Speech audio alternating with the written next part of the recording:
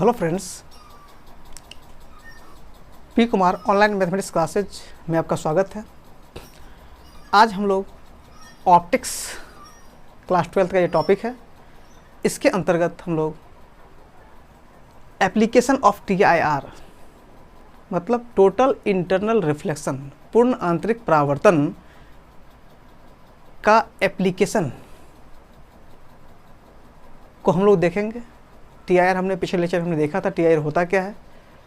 TIR में हमने बतलाया था कि जब डेंसर से रेयर मीडियम में प्रकाश किरणें चलती है तो क्या होता है, वो यदि वो क्रिटिकल एंगल से ज़्यादा एंगल पे यदि वो आपतित होती है तो उस सरफेस से फिर वो क्या होता है, उसी माध्यम वो रिफ्लेक्ट हो जाती है। उसको हमने ऑलरेडी पढ़ा था। क्रिटिकल उसके लिए कंडीशन था कि डेंसर से रेयर मीडियम में जाना चाहिए ताकि वो अभिलंब से दूर भागेगी।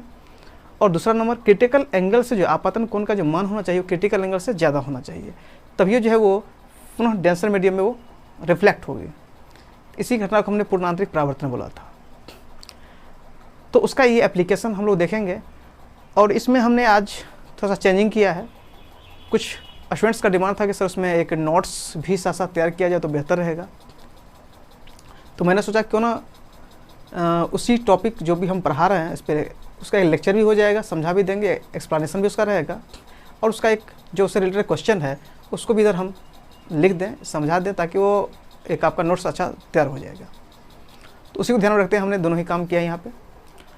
तो सबसे पहले यहाँ पे एक क्वेश्चन रहता है मरीचिका। आज हम लोग पढ़ेंगे मिराज फॉर्मेशन। तो ये मरीचिका क्या होता है, मिराज क्या होता है? मिराज क्या होता है कि रेगिस्तान में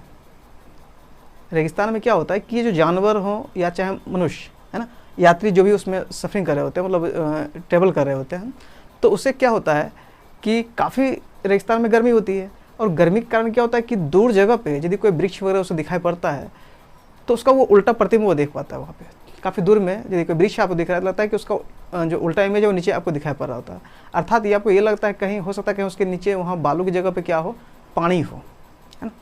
मतलब रेगिस्तान में यात्रियों या जानवरों को, है ना, बालू के स्थान पर क्या होता है, वो जल का भ्रम होता है। रेगिस्तान में यात्रियों या जानवरों को क्या होता है, कहीं बहुत दूर जगहों पे उसे बालू के स्थान पे जल का आभास होता है, मतलब एक तरह से भ्रम होता है।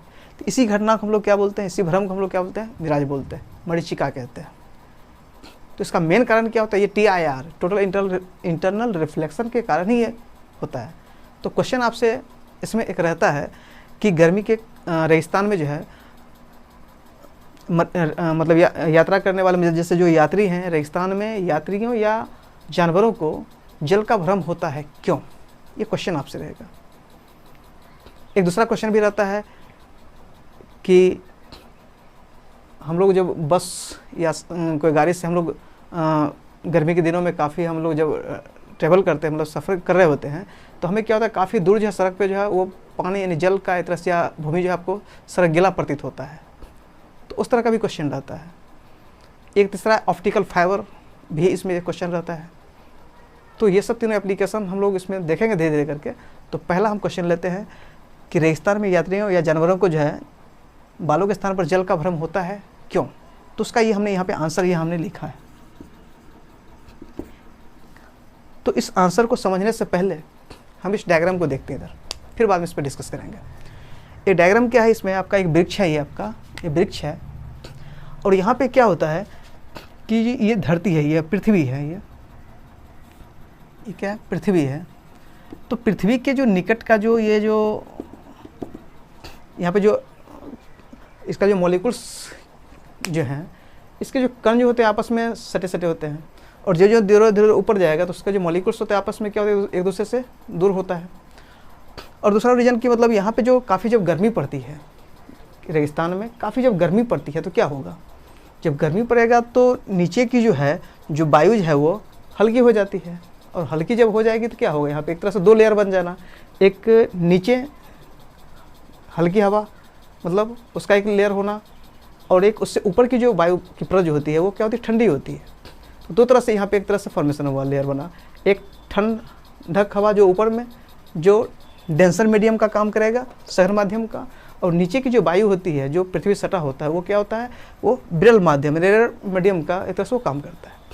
अब इसमें होता है क्या है, अलग अलग एक तरह से लेयर बन जाता है, नीचे में सबसे कम, फिर उससे ऊपर, फिर उससे ऊपर, इस तरह से अलग अलग जो एक तरह से जो रेयर मीडियम है उसका एक तरह से ये मतलब जो ये ऊपर उठेगा, मतलब जो इसका ऊपर हम लोग जाएंगे तो क्या होगा, इससे थोड़ा सा बनेगा, मतलब सबसे नीचे का जो होगा वो सबसे ज़्यादा विरल होएगा, फिर उससे थोड़ा सा कम, फिर उससे कम, फिर उससे कम, इस तरह से जाएगा। और ये ऊपर का जो परत है वो क्या होगा, वो डेंसर मीडियम का काम करेगा, क्योंकि यहाँ की जो हवा होती है वो क्या होती है, यहाँ पे ठंडी हवा होती है, ऊपर की जो परत होती है वो ठंडी हवा होती है, और नीचे के जाइए क्या है, गर्म हवा है, यहाँ पे क्या होता है, गर्म हवा होता है, उससे ज़्यादा नीचे गर्म, ये उससे ज़्यादा, इस तरह से ये घटते जाता है, जो हम ऊपर बढ़ेंगे तो इसका जो घटते जाएगा। तो सवाल है कि अलग अलग लेयर बढ़ जाता है। तो होता क्या है कि जब प्रकाश की किरणें जो है जब वृक्ष से इस पर आपतित होती है तो ये क्या होगा, जब डेंसर से रेयर में जाता है तो क्या होता है, अभिलंब से दूर भागती है। जब डेंसर से रेयर में मीडियम में जाते हैं तो क्या होता है, सघन से विरल में जाने पर वो प्रकाश किरणें क्या होती है, अपवर्तन कारण क्या होती है कि वो अभिलंब से दूर हटती है। तो ये यहाँ पे आया, उसको सीधे चला जाना चाहिए था, लेकिन क्या होगा, ये अभिलंब से दूर भागा, यहाँ पे आया। फिर मान लीजिए कि ये रेयर मीडियम है, यहाँ पे डेंसर, इससे थोड़ा सा ये कम डेंस है, ये डेंस, इसके कंपेयर ये क्या होगा, डेंसर होगा, ये रेयर होगा। तो फिर इसको सीधे निकल जाना चाहिए था, लेकिन सीधे ना कर ये अभिलंब से फिर दूर भाग रहे हैं। और इस तरह से होते होते जब वो मान लीजिए पृथ्वी के जो एक तरह से ये जो नीचे की जो सबसे परत है जब वहाँ पे आती है तो क्या होता है कि आपतन कोण का मान क्या होता है, बढ़ते जाता है। ये जो आपतन कोण है उसका मान क्या होता है, यहाँ पे वो बढ़ते जाता है। और बढ़ते बढ़ते यदि वो क्रिटिकल एंगल से ज़्यादा हो जाए, मान लेते हैं कि हम यहाँ पे जो है ये जो एंगल बन रहा है, ये आपतन कोण का जो मान है ये क्रिटिकल एंगल से वो ज़्यादा हो गया। और ये जब क्रिटिकल एंगल से ज़्यादा होगा तो क्या होगा, जब यहाँ से यहाँ आते आते यहाँ पे पूरा क्रिटिकल एंगल से जब ज़्यादा होगा तो यहाँ पे आने के बाद क्या होगा, वो अब वो सीधे इधर ना आकर, इसको तो इसे इधर आ जाना चाहिए था, लेकिन अब इधर नहीं आएगी, क्योंकि इसका मान जो है आपतन कोण जो ये है, इसका मान क्रिटिकल एंगल से यहाँ पे क्या हो गया है, ज़्यादा हो गया। और ज़्यादा हो जाएगा तो क्या होगा, जब क्रिटिकल एंगल से ज़्यादा हो जाएगा तो क्या होगा, ये उसी माध्यम में इधर रिफ्लेक्ट हो जाएगी, ये इधर नहीं आ पाएगी, मतलब वो अर्थ से सरफेस से पहले ही जस्ट हो जाए, जखने क्रिटिकल एंगल का मान जितना है उससे कहीं ज़्यादा उसका आपतन कोण का मान जखने हो जाएगा तो क्या हो जाएगा, वो उसी माध्यम में ये वापस रिफ्लेक्ट हो जाती है इधर। और इधर आपकी क्या है, आँखें हैं, यहाँ पे आपकी आय है। और यदि इसी को हम रिड्रेस करते हैं, मतलब इसी रे को यदि हम पीछे की तरफ बढ़ाते हैं, थोड़ा सा टेढ़ा हो गया, इसको यदि हम लोग ऐसे करें तो यदि हम लोग रिट्रेस करेंगे, इसी को रिट्रेस करेंगे, पीछे की तरफ बढ़ाएंगे तो क्या होगा, वो आपको इधर से देखता है कि ये जो रे है वो पृथ्वी के नीचे, मतलब ये इस बालों के नीचे से ये जो सरफेस है वो आता हुआ इसको दिखाई पड़ता है। अर्थात आपको आपकी जो आँखें हैं, या जानवर हो या यात्री हो, उसको दिखाई पड़ता है कि वो कहीं न कहीं नीचे से जो है वो है ना, ज़मीन के नीचे से, मतलब एक उसको इमेज दिखता है, किसी वृक्ष का जो वो नीचे इमेज दिखता है, और वो कैसा इमेज, उल्टा प्रतिबिंब उसको दिखाई पड़ता है।